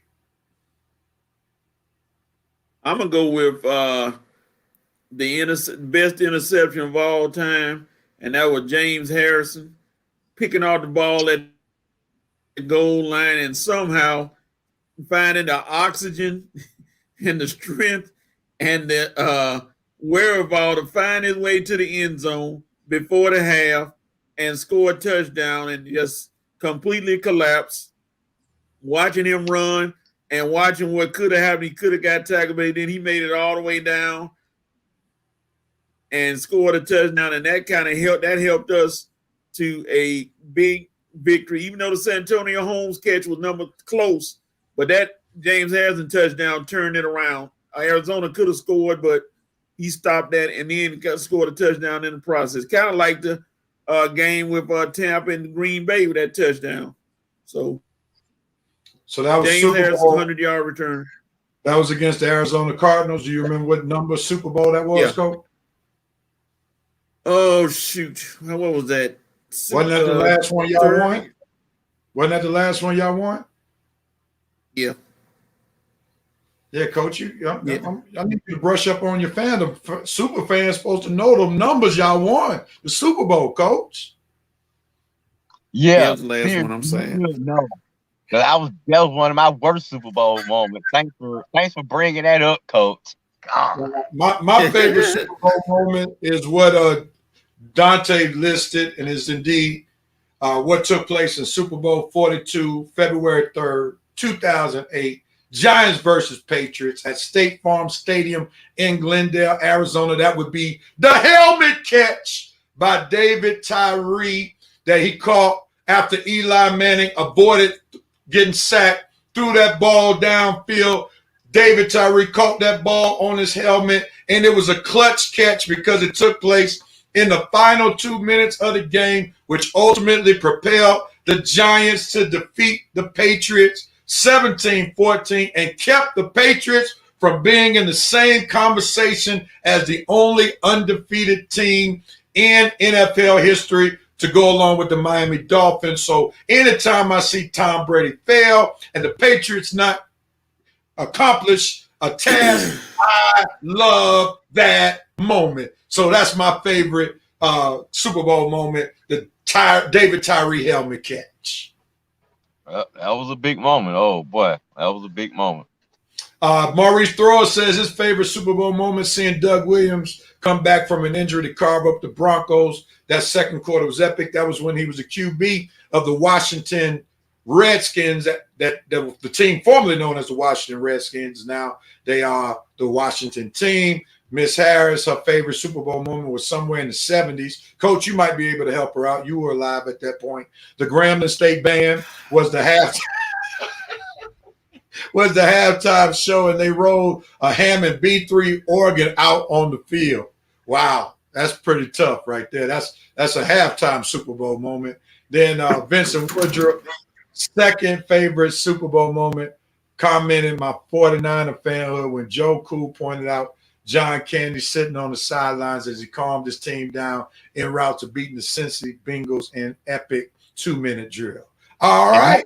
Vincent, that was my first Super Bowl moment right there. When I watched Joe Montana, that was the first Super Bowl I ever watched. Watched Joe Montana call out John Candy and hit John Taylor in the back of that end zone, boy. That let me know what a clutch QB is supposed to do in a big-time moment. Joe Cool, love you, boy.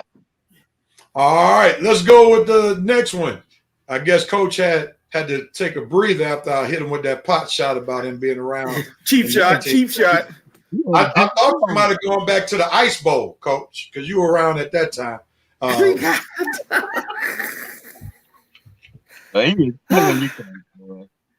Thought you might have gone Ice Bowl. All right, least favorite Super Bowl moment. Oh, my God, so many to choose. You want to know? Go with it, You want to Coach. know mine? Go ahead. Oh God, I bet I remember this number.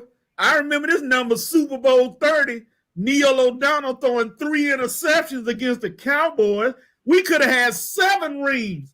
7. And Neil O'Donnell made Larry Brown all pro, all state, all everything, and just throwing it right to him. Black uniforms, white uniform. You couldn't tell the. Let me not get started on that. Super Bowl 30, Neil O'Donnell cost us number 7. All right, so I see we're going down back Pittsburgh Steelers Super Bowl memory lane. I'm not even going to talk about the obvious as Atlanta Falcons fan, so I'm not even going to talk about that. But one of my least favorite Super Bowl moments is what took place in Super Bowl 48 on February 2nd, 2014. The Broncos versus the Seahawks at MetLife Stadium in East Rutherford, New Jersey, when the Broncos on their first play, first possession, bad snap, ball goes into the end zone, safety. Then the Seahawks come back, get the ball again, they get a field goal, and then the floodgates open. And that was one of the worst watched Super Bowls ever because the game was not even a game by the time halftime came. And the Seahawks wound up beating the Denver Broncos when Peyton Manning went to the Super Bowl for the first time with the Broncos, 43-8. That was not must-see TV. That was terrible TV. And that's one of my worst moments ever in Super Bowl history. Red, go with yours. Well, I almost for a minute I thought you was finna say it, but you didn't. You went 5 years ahead. But you got the right QB, half of them anyway, in Peyton Manning, because he was on the field when it happened. And he's the reason I don't really like him too much when we talk about top QBs. He's one of the greatest, but I don't put him up above Brady, all because of this moment right here. You let the Saints win the Super Bowl, man. Oh, you sorry QB. God, you let the Saints win a Super Bowl. You and your non-preparing, you and your team not preparing, you and your sorry special teams letting Coach Payton fool you with that fake punt. You throwing that interception to that fool Peyton Manning who ran back a pick six that clinched the game. God, Peyton Manning, how could you do this to me? You let the Saints win a Super Bowl. The only Super Bowl they ever won. They tainted little Super Bowl, but they still won it, and we didn't. That's the point, man. God, the Saints forever had that over Falcons fans, and it's all because of you, Peyton Manning, and your team that you didn't want to be undefeated. Y'all want to take a step back. Y'all were rolling that year. You stopped winning because you wanted to get ready for the playoffs. You remember that year, Red, when Jim Caldwell was the coach? Coach, yeah. I know you remember that year. They were going for an undefeated season, and they took their foot off the gas, and then by the time Super Bowl time came, they weren't ready, man. They weren't ready, and then they let the Saints beat them, man. So, boo-hoo, Peyton Manning. That was my worst, one of my worst Super Bowl moments. It wasn't the worst, but definitely one Super Bowl Sunday that I will not remember fondly.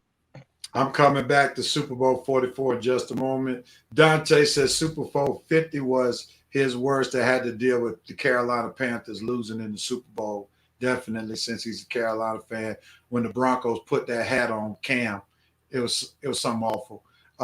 Thomas Holcomb says Eugene Robinson. He must be a Falcons fan back when Eugene Robinson got caught up playing in them Super Bowl streets, and his head wasn't right. Bring that one up. I'm trying to stay calm over here. and the Denver Broncos smacked up the Atlanta Falcons to give the Broncos their back-to-back championships and let John Elway sail into the football sunset. Seattle Seahawks blowing it on the 3-yard line to the Patriots. Yeah, that's a tough one. And, Coach, I'm with you, brother. Donnell threw the ball to Brown not once but twice. Let's see what else we got. Least favorite, we got the Seahawks not giving the ball to To this day, I don't know what they were thinking. Least favorite, epic failure in play calling Jim Harbaugh in the last 2 minutes of Super Bowl 47. Our secondary sucked in that game as well. We got Joe Flacco paid the months later. He sure did. And boy, man, Vincent, we got to watch you, man. You pulling a red with all these least favorite. You rank in your top 5. We're gonna just limit you to one. We only came on one. They got a top 10. Yeah, we only giving y'all 1, and y'all up here trying to give 2 or 3. So y'all can feel free to do 10, but they ain't gonna hit the screen. All right, we just give y'all 1. Top 10, Vincent. Yeah, y'all can keep on posting your 3rd and 4th least favorite, but we're not gonna read it. But that'll be good for you all to keep on in the peanut gathering. Feel free to keep on doing it because we got to move on to the next one. And this is the last one before we wrap up the show. Top QB Super Bowl matchup. And I'm going to go first right here. On paper, it should have been the Super Bowl that Red just referenced, Super Bowl 44 between Drew Brees and Peyton Manning. But I'm going to throw a curveball at you. And I'm going more so not because of the name recognition, even though one of the names is quite recognizable because we refer to him as the GOAT. But I'm talking about how both of these quarterbacks played out of their minds. And that would be Super Bowl 52. The Eagles versus the Patriots at U.S. Bank Stadium in Minneapolis, Minnesota. Nick Foles outdueled Tom Brady. Nick Foles went for 28-43. Threw for 373 yards, threw 3 touchdowns, only had 1 interception, and then he caught a TD pass off of the Philly special. And then Tom Brady in that same game went 24 for 48, 505 yards, 3 touchdowns. Both of the quarterbacks had a QB rating over 100. Tom Brady's was 115.4, and Nick Foles was 106.1. So for me, from a stats point of view, that's one of the greatest QB matchups of all time, even though it lacked the name recognition because of Nick Foles being a backup quarterback. But he outdueled the GOAT in that particular game where the Eagles wound up winning their first championship in franchise history, where they defeated the Patriots 41-33. What you got? Next. Coach, I'm going to go with the Super Bowl with the Cardinals and the Arizona and the Steelers, where Kurt Warner was the quarterback. He threw for 377 yards and 3 touchdowns, including that big touchdown to Larry Fitzgerald, which should have won the game for Arizona. But then you got Large Ben, who said, "Not so fast. We still got time," and he walked his team down the field with 237 through that pass to Santonio Holmes that should have never gotten in there to win the game. Now, that was a great Super Bowl matchup to me. Who were the quarterbacks? Roethlisberger and Kurt Warner. Okay. And who would have thought Kurt Warner would have been able to throw for 377 yards and 3 touchdowns on that Steelers defense, but he did. Well, that's why he's a Hall of Famer, because the Joker could play. And he was playing big time against as the Arizona Cardinal, he played big time football, and he put them back into relevancy. So that's part of the reason why it validated his Hall of Fame, going to the Hall of Fame, because he was able to somewhat duplicate in Arizona what he did with the St. Louis Rams when he played in St. Louis. All right, Red, give us your top. Y'all talking about my boy Kurt Warner? Yeah. So y'all talking about my boy Kurt Warner? Yeah, go ahead, man. Give us your top QB Super Bowl matchup so we can get out of here. Okay. I appreciate you, fellas. Because with y'all two, you just never know. We're gonna copy the same one. But unfortunately, we didn't. My top Super Bowl matchup in my lifetime, I'm going back to 1997. Coach Rev, definitely Coach, I know you remember. Qualcomm Stadium. Green Bay versus Denver. Brett Favre versus John Elway. Kind of a similar Super Bowl that we can look at now. We had Green Bay on the precipice of being a dynasty, and we had one guy who was considered one of the top QBs of all time, but he had yet to be solidified because he was chasing that ring that he had yet to get. Oh, man, this game had one heck of an ending. We had Elway with the running in the end zone with the helicopter spin. Remember when he got hit and he flew up in the air like a helicopter? and scored. Then we had Green Bay getting the ball back, marching down the field. Brett Favre hitting Antonio Freeman, getting it down to the 4th down, and boom, he missed Antonio Freeman. And Denver's jumping up on the sideline because they had finally won John Elway his first Super Bowl. Elway versus Favre. Green Bay was on the precipice of a dynasty that didn't come to fruition, and Elway solidified himself as one of the greatest QBs of all time, in addition to winning another one next year against a team I'm not going to say. But like I say, that one right there, that 1997 Super Bowl probably was my favorite QB matchup, one of the great Super Bowls of all time. I think that Super Bowl in San Diego. Favre versus Elway. And Elway didn't even have that greater statistical game. It was Favre that threw for 3 touchdowns and 1 interception. Elway only threw for like 127 yards, but it was you-know-who, Terrell Davis rushing for 157 yards and 3 touchdowns. So we see that running game definitely helped Elway late in his career.